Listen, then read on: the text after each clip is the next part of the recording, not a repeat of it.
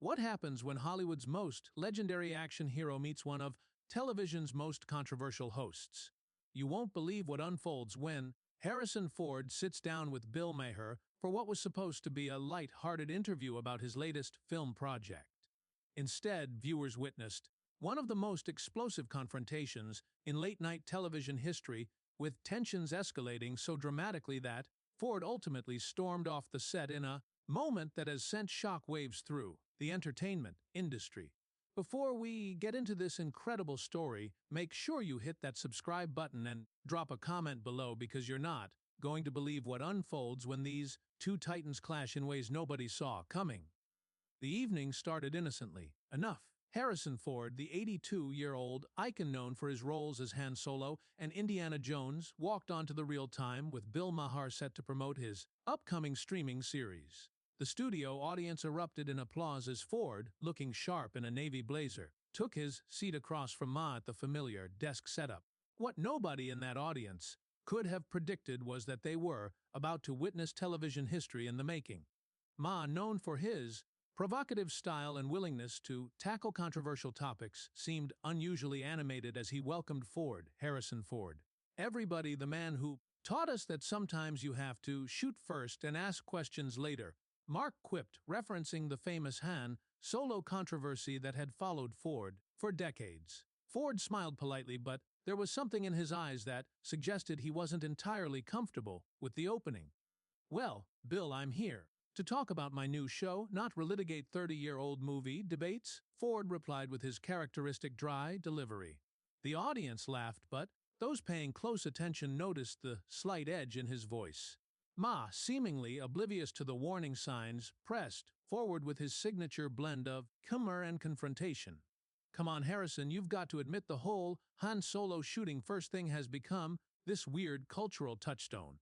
I mean, people are more passionate about that than they are about actual politics," Mark continued, leaning back in his chair with that familiar smirk. Ford's jaw tightened almost imperceptibly, but he maintained his composure. "I think people care about storytelling, Bill. They care about authenticity. When you change fundamental character moments after the fact, it changes who that character is," Ford responded, his voice carrying more weight than a simple discussion about a movie should warrant. The tension in the room was starting to build, though most of the audience remained unaware of the undercurrents. Ma, apparently sensing an opportunity to dive deeper into controversial territory, shifted his approach. "But isn't that what Hollywood does best? Revision. Rewriting history, making everything more palatable for modern audiences. I mean, your industry has been doing it for decades with everything from war movies to romantic comedies." Ford's expression darkened slightly. "There's a difference between artistic interpretation and revisionist history, Bill. When you start changing established narratives to fit contemporary sensibilities, you're not just altering entertainment. You're manipulating culture." The comment hung in the air like a challenge. Maher's eyebrows raised, and viewers could see the wheels turning in his head. This was exactly the kind of moment he lived for, when a seemingly innocent conversation about movies could pivot into something much more substantial and potentially explosive. "Manipulating culture." Ma repeated, his tone shifting from playful to probing. "That's a pretty strong accusation. Harrison, are you suggesting that Hollywood has some kind of agenda beyond making money?" Ford leaned forward slightly, his famous intensity now fully engaged.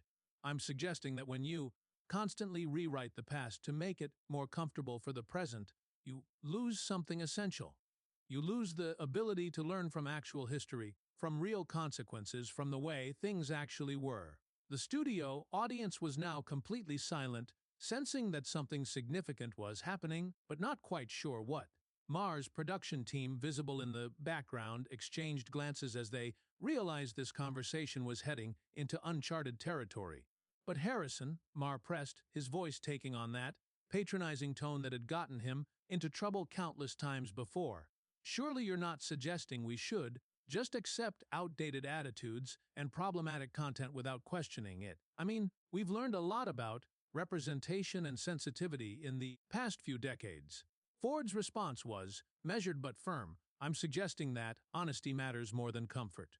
When you sanitize everything, when you make everything safe and inoffensive, You're not protecting people, you're insulting their intelligence." Maher's expression shifted noticeably. The playful host was being replaced by someone who clearly felt challenged.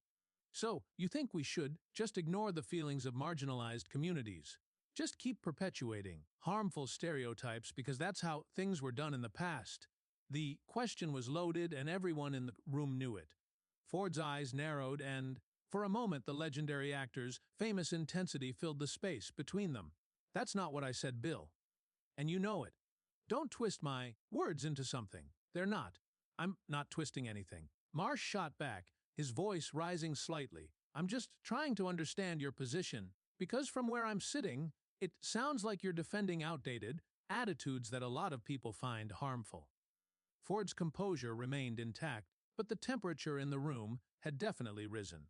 "What I'm defending is the principle that art should reflect truth, not political convenience. When you start editing the past to make it more palatable, you're not creating art, you're creating propaganda." The word propaganda hit the room like a bomb. Maher's face flushed slightly and his famous smirk disappeared entirely. "Propaganda? Really, Harrison?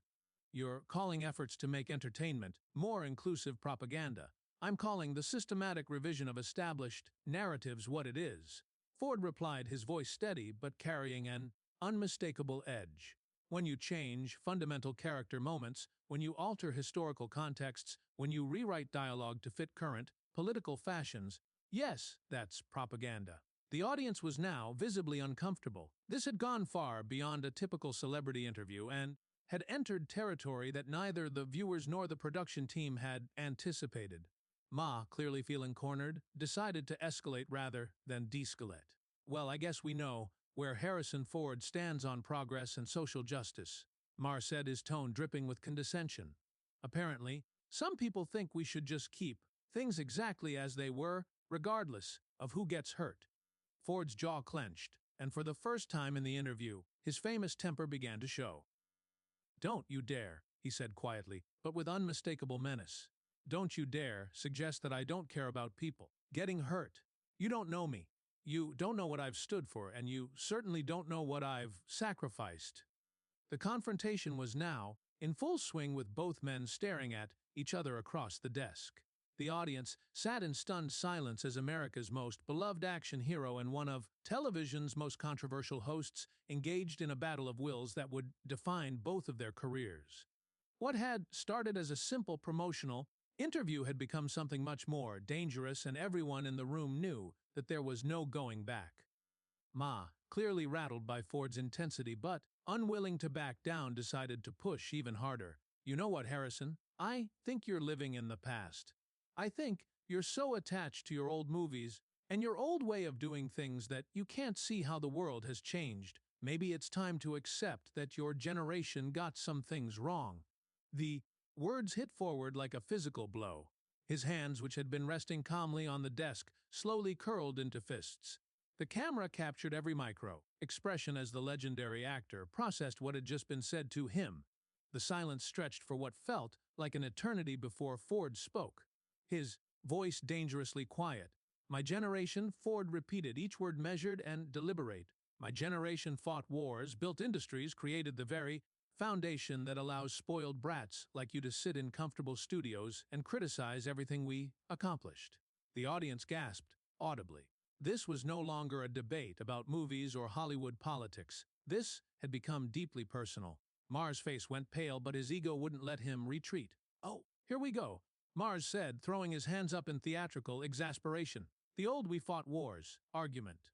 As if that gives you a free pass to ignore decades of social progress. As if that means we should just accept racism, sexism, and homophobia because the greatest generation says so." Ford's eyes blazed with fury. "You have no idea what you're talking about, no idea what real sacrifice looks like, what real courage means. You sit here in your ivory tower pontificating about progress while you've never risked anything, never fought for anything that mattered." "I fight for things that matter every single night on this show." Maher shot back, his voice rising to match Ford's intensity. "I fight against ignorance, against prejudice, against people who want to drag us back to the dark ages. And right now, Harrison, you're sounding like one of those people." The accusation hung in the air like poison. Ford's face went through a series of expressions: shock, hurt, and then cold rage. When he spoke again, his voice was barely above a whisper, but it carried the weight of a man who had reached his breaking point. "You want to know what I fought for, Bill? I fought for the right of people to tell their own stories without having them sanitized by people who think they know better.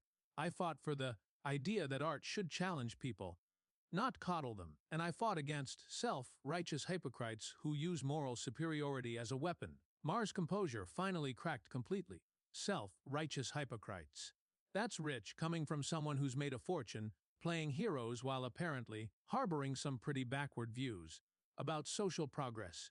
Ford stood up abruptly, his chair scraping against the floor with a sound that echoed through the silent studio. The movement was so sudden and forceful that several audience members visibly flinched. Ma, for the first time in the interview, looked genuinely alarmed. Backward views. Ford's voice was now carrying the full weight of his legendary screen presence, and everyone in the room could feel the power emanating from him. "Let me tell you something about backward views, Bill. Backward is thinking that you can rewrite history to make yourself feel better about the present. Backward is believing that censoring the past somehow creates a better future." "Nobody's talking about censoring anything," Maher protested, but his voice lacked its usual confidence. "We're talking about being responsible, about acknowledging harmful content and putting it in proper context." "Proper context?" Ford laughed, but there was no humor in it. "Proper context according to whom? According to you, according to whatever focus group or Twitter mob happens to be outraged this week. That's not context, Bill. That's cowardice." The tension in the room was now so thick it was almost suffocating. The camera operators continued filming, but their movements had become more cautious, as if they were afraid that sudden motion might trigger an explosion. The audience sat frozen, caught between fascination and horror at what they were witnessing. Ma, perhaps sensing that he was losing control of the situation, attempted to regain the upper hand through his trademark sarcasm. "Well, I'm sorry if I believe in treating people with dignity and respect. I'm sorry if I think we should consider the feelings of marginalized communities when we're deciding what content to promote." "There it is," Ford said, pointing an accusing finger at Maher. "The moral blackmail. Disagree with you and suddenly I don't care about marginalized communities. Question your methods and suddenly I'm the villain. That's not fighting for justice, Bill. That's manipulating people through guilt and shame." "I'm not manipulating anyone," Maher snapped, but his defensive tone suggested otherwise. "I'm simply pointing out that your attitude is harmful to real people who are trying to make the world a better place." Ford's response was immediate and devastating. My attitude is that people are strong enough to handle complex truths without having them spoon-fed through a filter of political correctness. My attitude is that treating adults like children who need to be protected from challenging ideas is the real insult to human dignity." The confrontation had now reached a fever pitch. Both men were on their feet, facing each other across the desk like gladiators in an arena. The audience members were looking at each other with expressions of disbelief and excitement, knowing they were witnessing something that would be talked about for years to come. Ma, his face flushed with anger and embarrassment, made one final desperate attempt to salvage the situation. "You know what, Harrison? I think this conversation has revealed a lot about who you really are, and I think my viewers deserve to know that one of their childhood heroes has some pretty troubling views about social progress." The words were designed to wound, and they found their mark. Ford's face went through a transformation that was both subtle and profound. The anger was still there, but it was now tempered with something else. A cold, calculating fury that was far more dangerous than the heated emotion that had come before. "Troubling views," Ford repeated, his voice now carrying a quiet menace that made everyone in the room nervous. "The only thing troubling here, Bill, is watching someone use social justice as a cudgel to beat down anyone who dares to question their moral authority." The studio had become a powder keg, and everyone present knew that the smallest spark could set off an explosion that would consume everything in its path. The confrontation between these two titans of entertainment was about to reach its ultimate climax, and nobody could predict what would happen next. Ma, perhaps realizing he had pushed too far but unable to stop himself, decided to go for the nuclear option. You know what, Harrison? I think what really bothers you is that you're not relevant anymore. Your movies, your values, your whole worldview, it's all becoming obsolete, and instead of adapting, you're lashing out at people who are trying to make the world better. The words hit forward like a physical blow. For a moment, the legendary actor stood, completely still, his face a mask of controlled fury. The silence stretched on for what felt like an eternity, with the entire studio holding its breath. When Ford finally spoke, his voice was barely above a whisper, but it carried the weight of decades of experience and hard-won wisdom. Obsolete, Ford repeated, the word dripping with contempt. You think I'm obsolete because I believe in honesty. Overcomfort because I think people deserve the truth instead of sanitized fiction. Because I refuse to bow down to the moral tyranny of people who mistake self-righteousness for righteousness. Maher opened his mouth to respond, but Ford wasn't finished. The dam had finally burst, and years of frustration with Hollywood's changing landscape came pouring out. Let me tell you what's obsolete, Bill. What's obsolete is the idea that you can control what people think by controlling what they see. What's obsolete is the belief that you can create a better world by lying about the one we actually live in. What's obsolete is thinking that you can manipulate people into being good by hiding the truth from them. The passion in Ford's voice was undeniable, and even some of Mars's most loyal audience members found themselves nodding along. This wasn't the ranting of an out-of-touch celebrity. This was the voice of someone who had seen the entertainment industry transform from the inside and wasn't impressed with the results. Ma, sensing that he was losing the audience, tried to regain control. Harrison, you're being dramatic. Nobody's trying to manipulate anyone. We're simply trying to be more inclusive, more sensitive to different perspectives. Sensitive? Ford's laugh was bitter and harsh. There's nothing sensitive about treating people like they're too fragile to handle challenging content. There's nothing inclusive about excluding viewpoints that don't fit your narrow definition of acceptable thought. You're not protecting people, Bill. You're patronizing them. The accusation hit home and Maher's face flushed with anger. I'm not patronizing anyone. I'm trying to create a platform where everyone feels welcome, where marginalized voices can be heard without being overshadowed by outdated attitudes. Ford stepped closer to the desk, his presence now completely dominating the space. Outdated attitudes. You mean like the attitude that people should be judged by their character rather than their politics? Like the attitude that art should challenge us instead of comfort us? Like the attitude that freedom of expression means protecting speech? We disagree with not just speech we approve of. Each question was delivered with surgical precision, and Maher found himself struggling to respond. The host who had built his career on quick wit and sharp comebacks was being systematically dismantled by a man who spoke with the authority of lived experience. You're twisting everything I say, Maher protested weakly. I never said anything about limiting freedom of expression. You don't have to say it, Ford replied, his voice now carrying the full weight of his legendary screen presence. You just have to do it.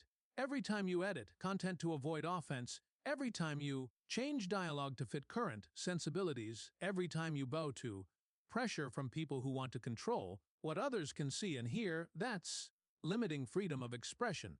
The audience was now completely silent, mesmerized by the sight of Harrison Ford, delivering what amounted to a masterclass in principled argument. This wasn't just a celebrity spat. This was a fundamental clash between two different visions of what entertainment should be. Ma, desperate to regain the initiative, played his final card. Well, I guess we just have different ideas about what responsibility means. I believe that people in our position have a responsibility to use our platforms to make the world better. Ford's response was immediate and devastating. And I believe that our responsibility is to tell the truth even when it's uncomfortable, even when it challenges people's assumptions, even when it makes people like you uncomfortable. The words hung in the air like a challenge. Maher's face went through a series of expressions: shock, anger, and finally a kind of desperate fury that suggested he knew he was losing the battle, but couldn't bring himself to surrender. You know what, Harrison? Maher said, his voice rising to near shouting levels. I think you're just angry that the world has moved on without you.